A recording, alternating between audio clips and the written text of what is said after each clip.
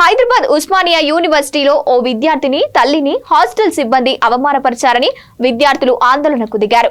బుధవారం రాత్రి Osmania university hostel సిబ్బంది తీరుకు నిరసనగా రోడ్డుపైకి వచ్చి ఆందోళన చేశారు. పిల్లలను చూడటానికి వచ్చిన విద్యార్థిని తల్లి రాత్రి అవ్వడంతో ఇక్కడే హాస్టల్లో ఉండి రేపు వెళ్దామని అనడంతో ఉండటానికి వీల్లేదని వెళ్లిపోవాల్సిందే అంటూ సిబ్బంది పంపించేశారు. దీంతో విద్యార్థిని తల్లికి జరిగిన అవమానానికి బాధ్యులైన అధికారులపై చర్యలు తీసుకోవాలని డిమాండ్ చేస్తూ విద్యార్థులు నిరసనకు దిగారు.